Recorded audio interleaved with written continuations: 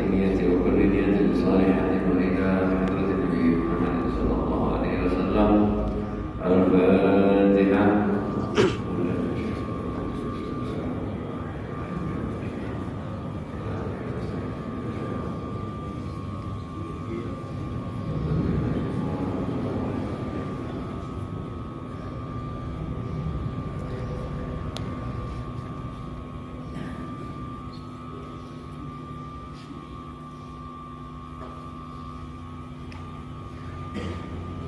Bismillahirrahmanirrahim. Radhiyallahu anhu qala radhiyallahu anhu. Al-thalithu an Jabir radhiyallahu anhu qala qala rajulun lin-nabi sallallahu alaihi wasallam yawma Uhud ara'aita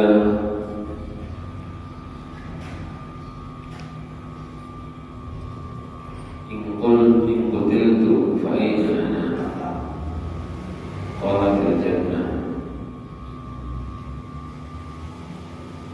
fa alqa maratin kunna fi yadihi thumma qala hatta qutila muttafaqun alaihi. Alhamdulillah,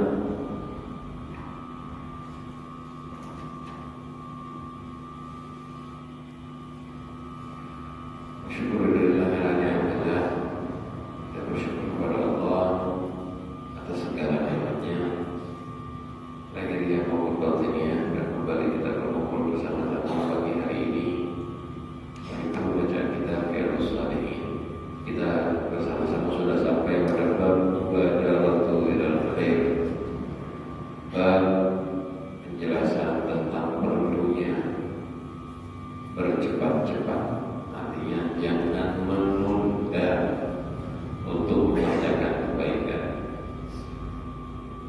Sebelum kita lanjutkan hadis yang ketiga, perhatikan beda ya. Bercepat-cepat dalam amal artinya buru-buru, amalnya cepat-cepat mau diselesaikan, itu salah. Bercepat-cepat mengerjakan amal artinya tidak menunda. Kayak contoh gini, adzan mubadaratu ila sholat artinya adzan langsung sholat. Allahu Akbar, sholatnya awas santai, kada buru-buru. Nah ini terpuji. Kebalikannya ada namanya ajalah. Ajalah itu nggak masalah, adzan nanti kerjakan pas sholat. Allahu Akbar, amin, Allahu Akbar. Nah itu namanya ajalah, ngebut. Nah ngebut tercelah. Tapi kalau bercepat-cepat, bahasanya mubadarah itu kan artinya badarah, cepat-cepat mengerjakan amal, artinya dalam beramal, dalam amalnya santai, tapi mengerjakannya tidak ditunda. Ada semangat langsung, waktu datang langsung, itu namanya mubadarah. Nah begitu nanti bab ini yang dibahas mubadarah ya, bukan beramal buru-buru. Kadang-kadang kita nanti tertipu, setan sengaja bikin kita salah paham atau bikin orang-orang tersesat dengan bahasanya begini. Itu lihat tuh, disuruh cepet-cepet kalau amal, jangan lawas-lawas kalau sholat, jangan lawas-lawas kalau ngaji. Bukan itu maksudnya. Yang lawas, tapi kalau ada keinginan, ada kesempatan, langsung kerjakan. Itu yang namanya mubadarah. Dan ini mulia. Hadis yang ketiga menunjukkan juga kisah sahabat yang tak menunda dalam melakukan kebaikan. Riwayat dari Sayyidina Jabir bin Abdullah radhiyallahu anhu. Qala rajulun lin Nabi yawma Uhud. Ada seorang laki-laki yang berbicara kepada Nabi Muhammad sallallahu alaihi wasallam. Nah, laki-laki ini khilaf ulama. Ada yang mengatakan Amr bin Al-Hammam bin Al-Jamuh. Ada yang mengatakan yang lain. Soalnya Amr bin Al-Hammam ini kejadiannya ini di perang Badar sebetulnya, bukan perang Uhud. Sedangkan kisah ini perang Uhud, tapi ada sebagian ulama mengatakan ini kejadian di perang Uhud. Ara'aita in qutiltu fa ayna ana.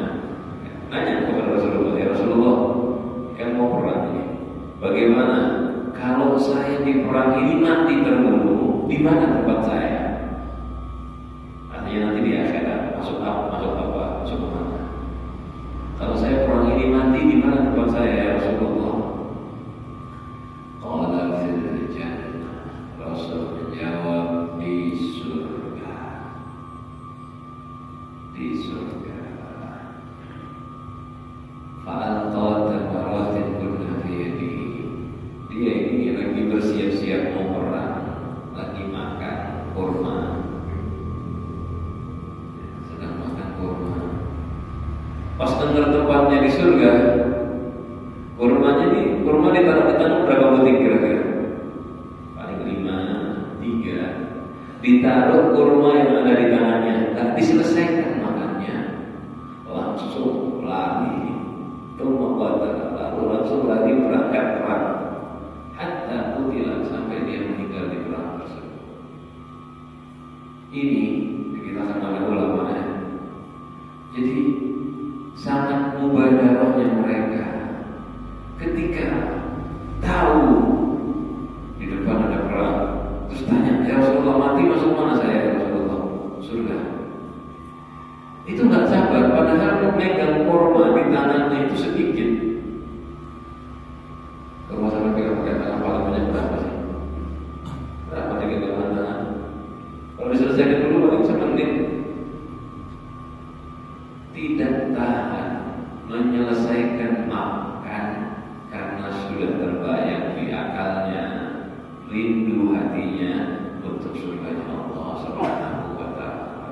Ditaruh kurmanya berangkat, langsung menyerang. Lihat ya, hatinya sahabat itu seperti itu.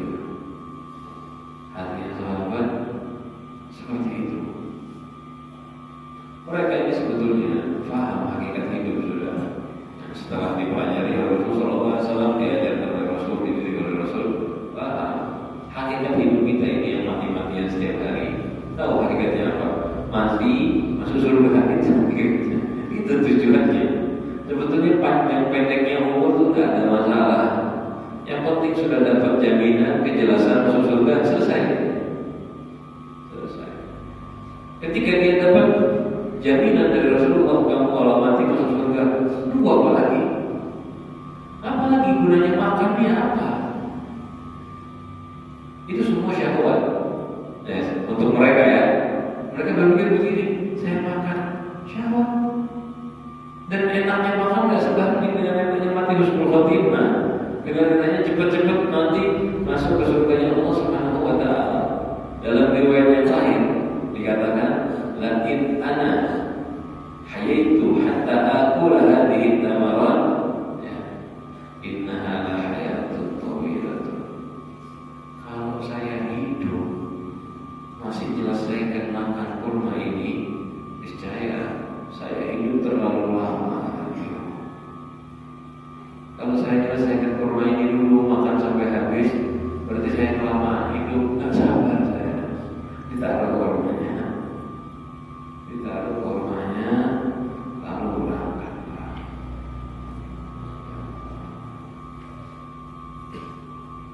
Jadi makan kurma yang hanya beberapa menit bagi para sahabat itu kelamaan, terlalu lama. Karena di depan mereka ada jihad, ada surganya Allah Subhanahu wa ta'ala. Kita gimana? Ada panggilan adzan, Allahu Akbar, Allahu Akbar. Aku sudah nonton TV belum selesai lagi. Ada panggilan ibadah, nanti dulu lagi apa namanya? Pasang status belum selesai lagi, selesaikan dulu media sosialnya. Kita tunda amal baik kadang-kadang bukan 1-2 menit, bukan bisa kadang-kadang berjam-jam. Kita lupa ketika kita datang ke masjid, ketika kita datang ke majelis taklim, itu pada hakikatnya kita sedang mendekatkan diri kepada surga, sama mendatangi surga. Soalnya hadis-hadis Rasulullah kan jelas, orang yang jalan ke majelis ilmu, Allah memudahkan jalannya dia menuju surga. Atau dalam riwayat sallallahu alaihi wasallam, Allah menjadikan jalannya itu jalan menuju surga. Ada yang menafsirkan begini, setiap langkah ke majelis itu menjadi langkah kemudahan untuk di akhirat nanti masuk surga.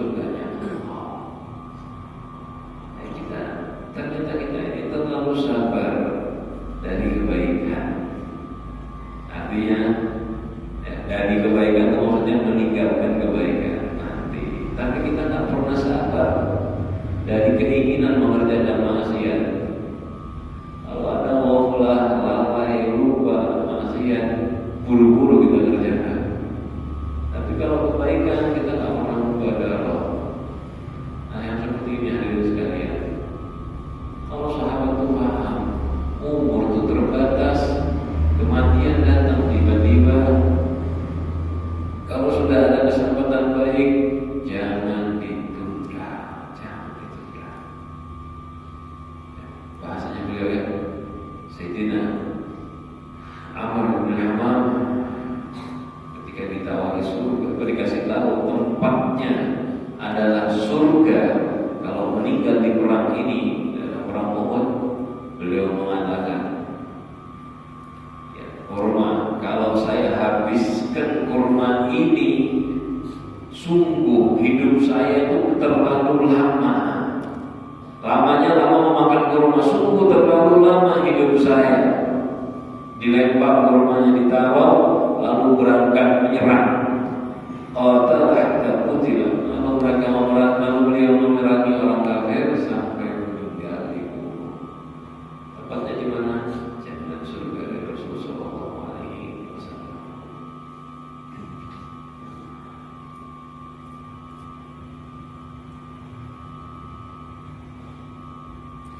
Ini nasihat buat kita ya, suruh cepat-cepat dan amal baik. Mulai sekarang jangan tunda, jangan ditunda. Seperti yang sudah kita bahas kemarin. Pokoknya kalau ada semangat, mau masjid udah sekarang langsung butuh berangkat. Handphone ini belum saya tinggal. Ya kalau makan mungkin ya, atau mubadir, kan kelasnya kita beda sama kelasnya sahabat. Itu korma dilempar, dibuang, bukan berarti dibuang mubadir, bukan ditaruh, ditinggalkan. Pokoknya kalau kayak kita selagi ada semangat, ada keinginan, langsung, jangan tunda nantinya. Hadis selanjutnya dari Sayyidina Abu Hurairah radhiyallahu anhu. Qala ja'a rajulun ila Nabi sallallahu alaihi wasallam. Faqala ya Rasulullah, datang seorang laki-laki kepada Rasulullah sallallahu alaihi wasallam. Laki-laki tersebut Abu Dzar Al-Ghifari yang mengatakan itu. Lalu beliau bertanya, ayyus shadaqati a'dhamu ajra? Sedekah apa yang pahalanya paling besar? Qala, Rasul menjawab, anta saddaqa wa anta sahihun syahihun takhshal faqra. Kamu bersedekah dan keadaanmu sedang sehat, syahihun, kamu lagi pelit, takhshal faqra, takut kefakiran, ta'mulul ghina, dalam keadaan sedang menunggu angan-angan kekayaan. Ini sedekah yang paling afdal. Wala tumhal hatta idza balaghatil hulqum, jangan ditunda sedekah sampai idza balaghatil hulqum, ketika ruh sampai kepada hulqum, kerongkongan. Qulta li fulanin kadza, li fulanin kadza, kamu baru ngomong nih sedekah buat ini sedekah buat fulan. Pokoknya karena di bulan, padahal dari dulu itu sudah hak yang orang-orang kamu berikan. Jadi Rasul bersabda, sedekah yang terbaik itu kamu sedekah lagi sehat, lagi keadaan pelit-pelitnya. Syahid itu pelit, artinya ketika kita lagi usaha mengumpulkan harta, kan biasanya kita pelit kan, perhitungannya kuat. Baru kerja, baru dapat untung, lagi mau mengembangkan usaha, umur masih panjang, apalagi cari modal buat nikah. Itu waktu lagi pelit-pelitnya kita. Terus ini perlu uang nih. Takhshal faqra, lagi takut kefakiran. Ta'mul ghina, sedang mengangan-angan kekayaan. Ini biasanya orang lagi masa ini sulit mau sedekah. Kamu sedekah saat itu, jangan tunda-tunda. Dan memang benar, sampai kalau lagi sehat sama lagi sakit, gampang mana sedekah biasanya.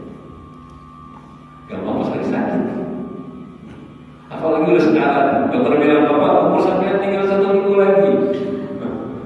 Kira-kira gimana? Semangat nggak saudara? Dengar nasihat sedikit sudah langsung. Malah kadang-kadang ada yang mulai deket-deket mati begitu dihabiskan hartanya. Dikasih sini, dikasih sini, dikasih situ. Kadang-kadang dihabiskan buat keluarganya, dikasih anaknya, dibagikan. Karena orang sudah tua-tua biasanya, ya. Sudah tua-tua merasa saya sudah cukup hidup, umur sudah 60, sudah 70 tahun. Panggilan anaknya, lipat dia. Dia mau ikut anaknya, kan? Jadi waktu dikasihkan anaknya terus dia mau hidup tenang. Kenapa? Ya memikirkan harta lagi, sudah merasa dia udah mau sudah cukup, umurnya sudah mau habis. Biasa begitu. Kalau lagi sakit, umur sudah tua, biasa. Tapi pas lagi sehat, umur baru 25, 30, baru menuai kesuksesan ini. Syahid saat pelit-pelitnya lagi nabung ini uang, lagi mengumpulkan 10 miliar buat masa depan. Kayak tadi ya, baru mau menikah, jadi lagi mengumpulkan modal buat nikah. Biasanya orangnya kalau punya tujuan, kalau punya target, kira-kira gampang nggak salah? Ya, saya contoh dia target punya simpanan 100 juta, baru terkumpul 50 juta. Ada nggak pikiran ngeluarin atau pikirannya cuma menarik dari sana sini? Pikirannya cuma menarik, kumpulkan. Tujuan 100 juta, yang dapat 98 juta di sana. 60 juta lagi selesai. Itu tambah sulit-sulitnya mengumpulkan duit. 2 juta lagi ini belum pas. Dan biasanya setelah terkumpul 100 lebih, jangan dikira bisa sholat malah. Nanti dulu lebihnya banyakin sedikit. Kurang kalau saudara sekarang baru bisa 100 juta lebih 1 juta bisa. Ada orang punya keperluan mau mengeluarkan 1 juta, jangan keluarkan, nanti pas tinggal 100, takut terkurang lagi, harus cari titik aman. 150 juta, nah itu aman. Nanti pas dapat 150 juta, biasanya belum aman lagi ini. Harus 200, manusia begitu. Itu saat-saat masa seperti itu, saat-saat masa kita syahid, pelit, itu keluar dari saudara. Wah, itu jelas paling banyak pahalanya. Tapi dimulai dari diri yang bukan dipaksa, kita yang mengeluarkan. Itu kayak gitu, memang berat karena setan mengganggu dan nafsu menahan. Tapi kalau biar paksa kayak setan, kayak nafsu, saya penguasa di sini. Saya menguasai diri saya. Dan saya nggak mau ditipu sama kalian. Saya ini kepengen pahala yang besar. Uang yang saya simpan ini mau saya pakai, mau saya apakan. Kalau takdirnya saya punya jumlah sekian, pasti saya dapat rezeki yang lain diganti oleh Allah Subhanahu Wa Taala. Tapi kalau ini takdirnya bukan punya saya, akan hilang, akan habis dengan cara apapun. Daripada saya habiskan dengan cara yang salah, mendingan saya lawan, maksudnya lawan setannya keluarkan. Oh ini sholat yang paling hebat, dan semua merasakan. Ya, biasanya masih umur di bawah 60, yang masih pikiran masa depannya jauh. Kalau yang udah pensiun udah santai, ya wajar kan. Makanya kadang-kadang kantor kita ngeliatin ada orang-orang tua pensiunan, keluarkan hartanya kapan, sedekahnya kapan. Kenapa? Ya memang sudah tak ada tujuan. Dia udah capek, selesai sudah, mau aja. Tapi bukan berarti pahalanya sedikit, pahalanya banyak. Cuma biasanya itu yang berat, yang sulit ketika kita merasa hidup masih jauh. Ini mana sulit saudara? Balik ya. Takhshal faqra, kamu takut kefakiran. Wa taqulul ghina, dan kamu sedang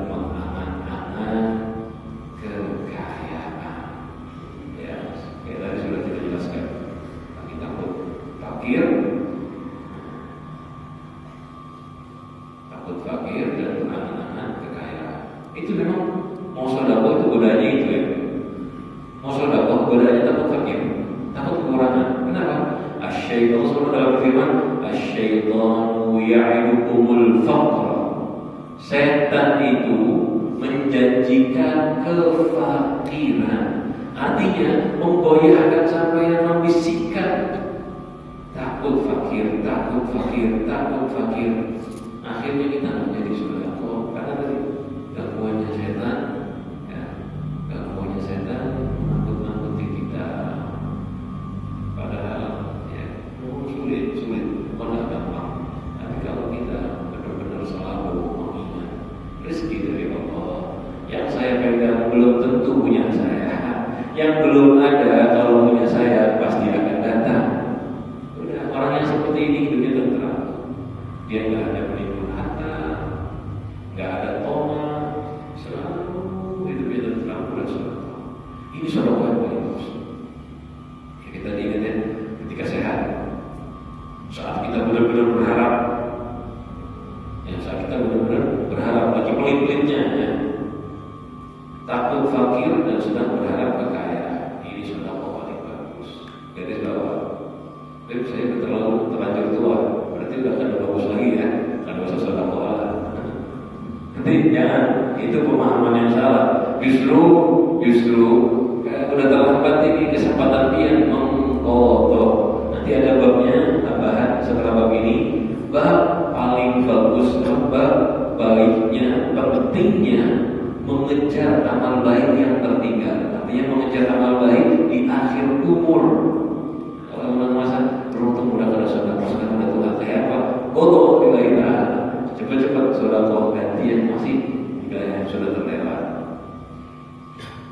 Ultan fulan walatum hal hatta idza balaghatil hulqum. Jangan akhirkan sedekah sampai udah kepepet.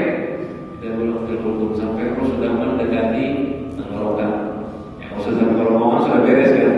Maksudnya sampai kamu sakit, sampai kamu sekarat baru mau sedekah. Jangan kita berdoa.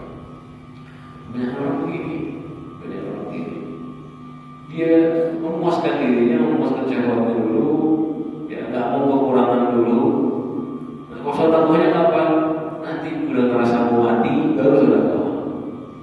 Udah terasa mau mati, ya tidak mau terlalu artinya sudah terasa mau mati. Ulta bifulanin gada, baru ngomong ini buat fulan, ini buat fulan, wasiat. Lah kemana sampai selama hidup ini? Padahal harta ini yang kita simpan ini tadi sudah milik fulan bin fulan dari dulu. Cuma kita ngapain? Kita nyimpankan, kita pegangkan. Ini gambarnya gini. Misal saya punya uang 5 juta. Ya, punya biaya sejuta, punya sejuta. Ya. Allah ngasihnya itu kepada saya nyimpan 5 juta ini. Jangan jatah orang berapa? 3 juta, 5 juta. Ini yang saya bisa pakai pasti cuma hanya 2 juta. Kenapa? Karena 3 juta ini titipannya orang. Walaupun sampean kita semua kan nggak tahu ini punyanya siapa. Saya kan nggak tahu ini punyanya bapak-bapak ini nggak tahu. Saya kiranya ini harta saya, sehingga saya simpan, saya pegang. Tahunya begitu. Ini nggak mungkin bisa memakai. Tidak mungkin bisa saya pakai. Subhanallah, ada aja jalannya. Ini pasti nggak mungkin bisa terpakai karena punya orang. Kalau sudah waktunya, ya, artinya sudah dekat mati. Kalau saya pegang terus, kan nggak balik-balik ke sampean. Nanti udah dekat sekarang, udah waktunya ajal datang, baru saya ngomong dikasihkan sini sejuta, sini sejuta. Terlambat, kelamaan. Padahal 3 juta dari awal masuk ke diri kita sudah hak yang Allah. Ya, harta yang masuk kepada kita itu sudah haknya dia, sudah haknya beliau. Cuma belum ngapain megangin ini lama-lama, bertahun-tahun, hanya menambah lamanya hisab di akhirat. Dan betul hadirin, memang ya kita ini sampai paham gambaran saya kan? Seandainya sampai bisa melihat dapat uang, oh ini punya saya sekian, Kita dapat gaji misal 10 juta, jatah ulun, kalau jatahnya istri 3 juta, jatahnya anak 1 juta, jatahnya bapak ini 500.000, jatahnya sini sekian, jatahnya sekian, jatahnya ini sekian. Ternyata jatah ulun 400.000 aja. Kadang-kadang biasanya begitu. Kita ini dapat uang, cuman tidak ada aja itu, tidak ada catatan begitu. Sampai dapat uang tuh, sampai merasakan kan? Coba gaji yang dia dapatkan. Itu kan tidak selalu semuanya punya sampean. Itu sudah diatur oleh Allah. Ini punyanya bulan, ini punyanya cewek di masjid, ini punyanya orang minta di parkiran, ini punyanya ini, punyanya itu. Itu tercatat semua sudah diatur. Dan pasti sampai kepada pemiliknya. Pasti sampai. Biar mau tidak mau pasti sampai. Ini jatahnya dokter lagi. Kebetulan 10 juta ini ada jatah dokter 1 juta, jatah apotek 1 juta. Kita benar sakit kita berangkat ke dokter bayar beli obat. Cuma kita tidak tahu. Ya, kita nggak tahu. Jadi kita impor, kita simpan. Ibunya saya nggak tahu dia ini orang sebagian dia nggak tahu. Ibunya saya sampai lancar dekat baru dibagikanlah, dikasihkanlah dalam bagikan. Padahal ini dari dulu lebihnya orang ngapain dia pegang capek-capek. Kalau rezeki dia aman, rezeki dia aman. Dan semua merasakan ini. Saya dulu dapat beli makanan, saya senang, kepengen saya makan.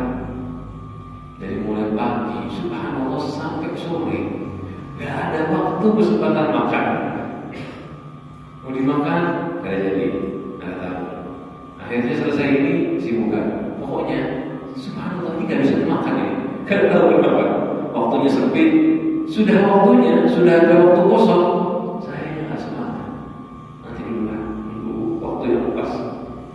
Nunggu waktu yang pas. Kan kadang-kadang kita makan begitu ya. Ini gak enak dimakan sekarang. Itu siang-siang, gak enak dimakan siang-siang. Kayak nunggu jam 3, jam 4 sampai baru saya makan. Terus saya beli karena saya kepengen. Subhanallah ada tamu datang. Dan kita mau menghormati dia. Cek ada makanan lain kecuali yang saya beli tadi. Saya ambil rezekinya.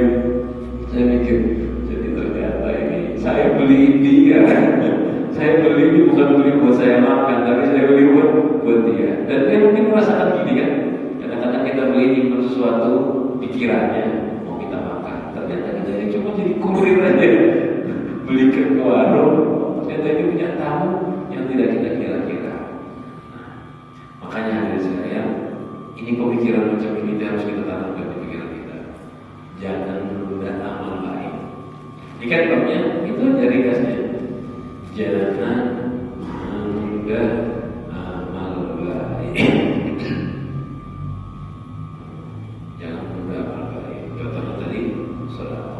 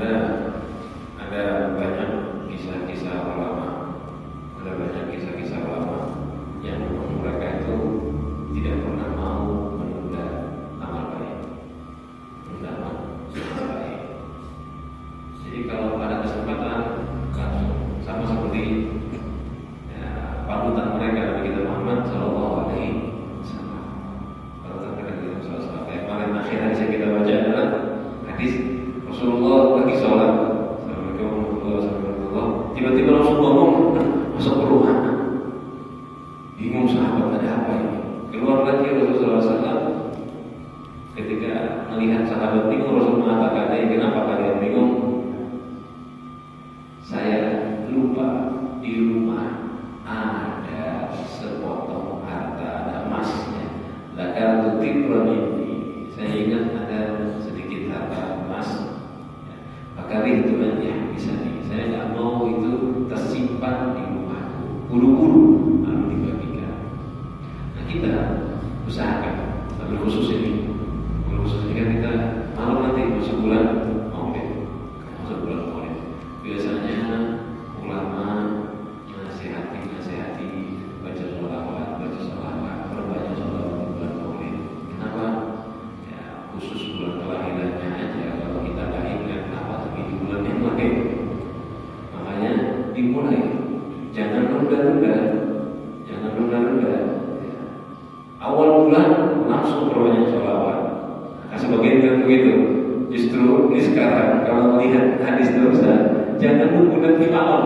Ini sekarang ini bubar majelis, karena majelis kita mendengarkan, bubar majelis, bubar sholat, langsung cepat-cepat baca sholawat, cepat-cepat baca hal-hal yang membuat Rasulullah senang dan bahagia. Ya, iman bulan Maulid yang tidak pernah sholawat, yang waktunya mepet, per hari baca 100 kali sholawat. Gampang, yang satu menit bisa dapat 40, bisa lebih kalau bacanya seperti tadi. Ya, lama, 100 kali. Yang sudah biasa baca sholawat tambahi. Yang punya rutinitas 100 jadikan 500. Yang punya rutinitas 500 jadikan 1000. Yang punya 1000 tambahi 2000. Karena biasanya yang mudah tinggi, nambahinnya itu mudah. Ya, nambahinnya mudah. Kenapa? Menyenangkan hati Nabi kita Muhammad Sallallahu Alaihi Wasallam. Itu aja. Jangan lihat manfaatnya sholawat buat kita apa. Nah, nomor 2, kalau hatinya Rasulullah sudah senang, kita tidak usah cari dalil manfaatnya sholawat apa. Kita pasti dapat hal yang terbaik buat sampai di dunia dan akhirat. Ya. Jadi kesempatan boleh nanti mau. Itu lambat-lambatnya ya, karena maghrib nanti kan sudah masuk bulan Maulid. Lambat-lambatnya, kalau bisa dari sekarang, ya mudah nanti malam perbanyak ibadah, sholawat bagi Nabi Muhammad Sallallahu Alaihi Wasallam. Itu nasihat khusus buat bulan Maulid ini. Mudah-mudahan kita dijadikan ahli sholawat bagi Rasulullah Sallallahu Alaihi Wasallam yang hatinya terikat dengan Nabi Muhammad Sallallahu Alaihi Wasallam. Mudah-mudahan kumpul di sini bulan Maulid ini kita tambah cinta dengan Rasulullah Sallallahu Alaihi Wasallam. Kita semua tambah mahabbah, tambah tertanam di hati kita keinginan untuk ittiba kepada Rasulullah SAW dengan sempurna. Mudah-mudahan bisa kita tidak terbuang sia-sia, ucapan kita tidak terbuang sia-sia, semuanya diucapkan untuk berzikir kepada